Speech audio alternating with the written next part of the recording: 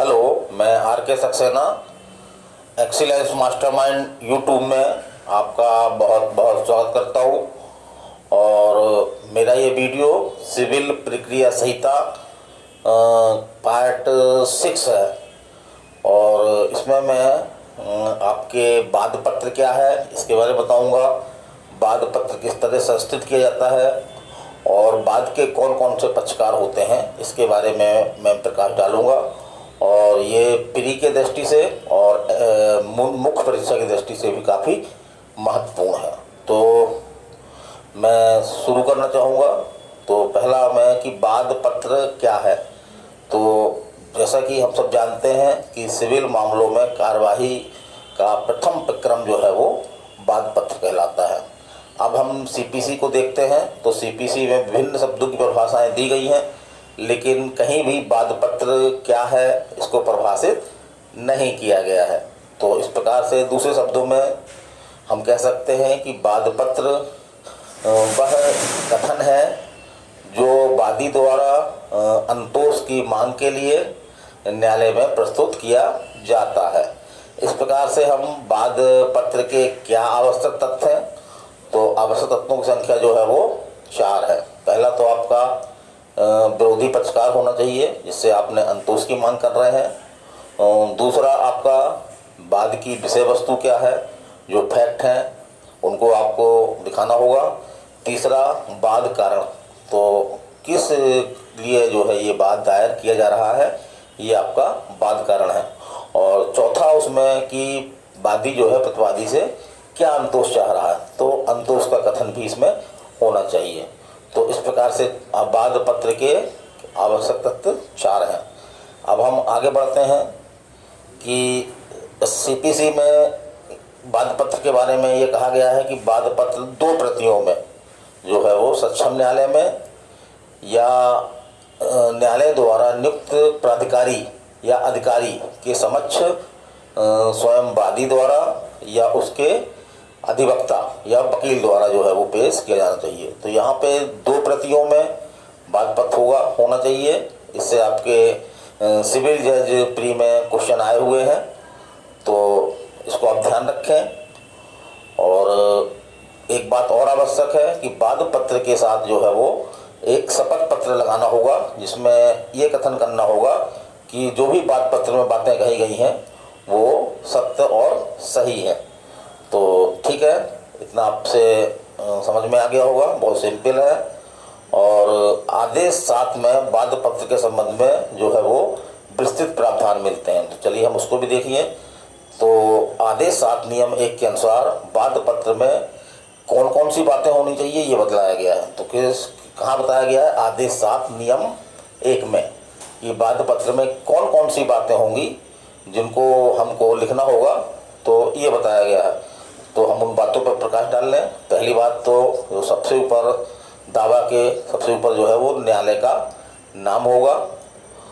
दूसरा वादी का विवरण, वादी का नाम, उसके पिता का नाम, आयु, निवास स्थान, इसका उल्लेख होगा।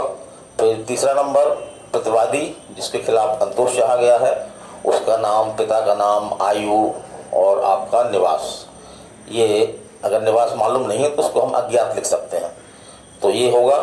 फिर चौथा जो होगा वाद हेतु बनने वाले तथ्य तथा वह समय जबकि वाद उत्पन्न हुआ, वाद कारण उत्पन्न हुआ, तो इस बात का भी हमको वाद दावा में अपने उल्लेख करना होगा। अब एक कथन हमको ये भी करना होगा कि न्यायालय को जो है इस मामले में क्षेत्राधिकार प्राप्त है। और इसके बाद हमको जो हम पीड़ित पक्षकार से अर्थात प्रतिवादी से जो हम अंतोष चाहते हैं, तो उस अंतोष का भी स्पष्ट उल्लेख जो है वो हमको अपने वाद पत्र में करना होगा। और अंतिम रूप से देखें तो एक कथन और करना होगा कि वाद पत्र में जो भी मामले की न्याय स्वरूप बनती है वो जो है वो पर्याप्त रूप से जमा कर दी गई है। तो इस तरह से वाद पत्र में क्या होता है, तो ये देखिए।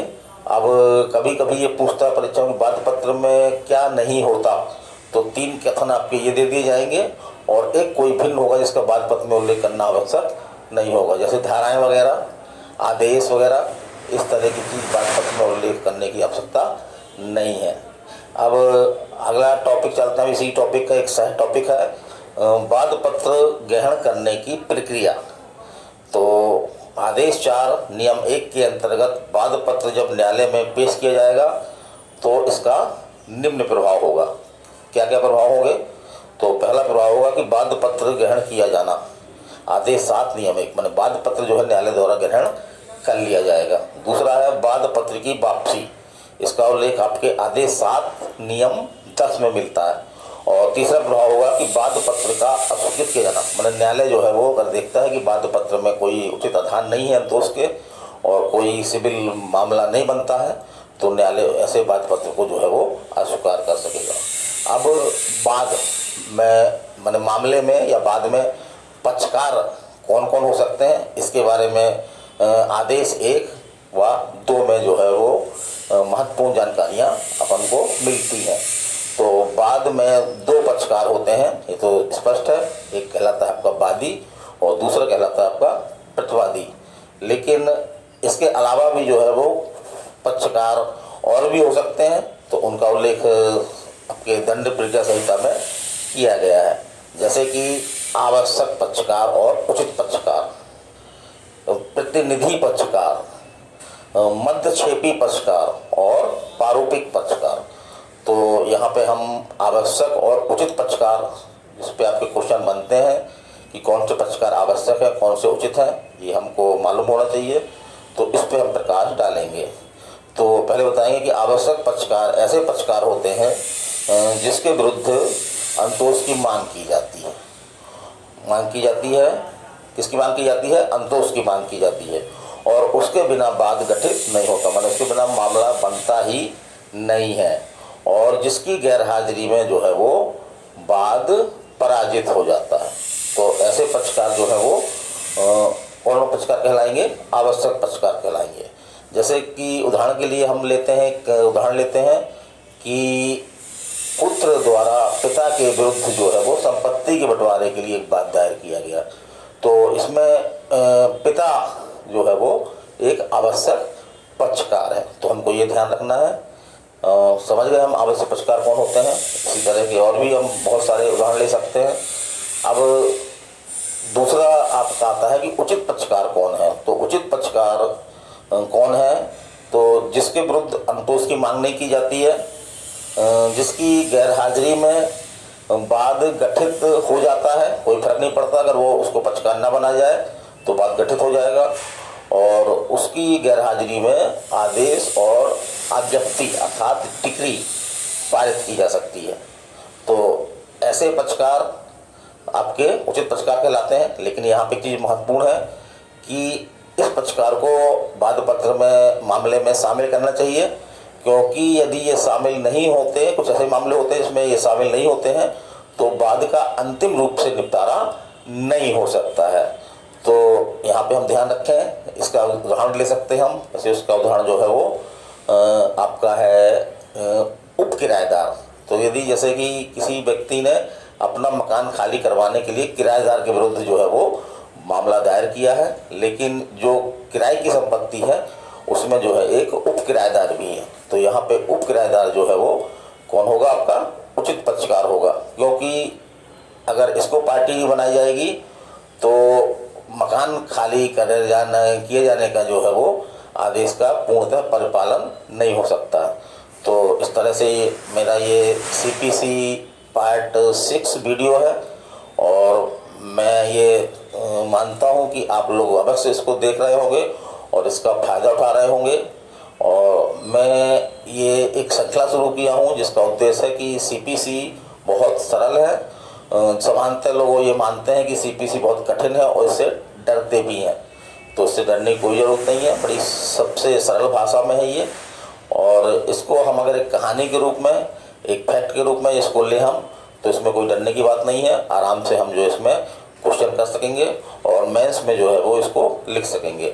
हाँ, ये बता दूं कि इसमें बहुत सारे आदेश हैं, बहुत सारे नियम हैं, तो इनको देख करके हम डर जाते हैं कि हमको ये याद करने पड़ेंगे। तो आपको कोई आदेश नियम याद नहीं करने हैं। कुछ आदेश नियम आप जब अध्ययन करेंगे तो वो अपने आप उभर करके सामने आ जाते हैं।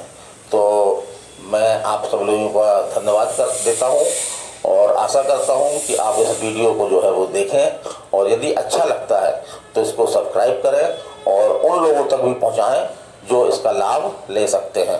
तो मैं RK सक्सेना पुनः यूट्यूब चैनल एक्सीलेंस मास्टरमाइंड में आप सभी का बहुत बहुत स्वागत करता हूँ और विदा लेना चाहता हूँ। नमस्कार।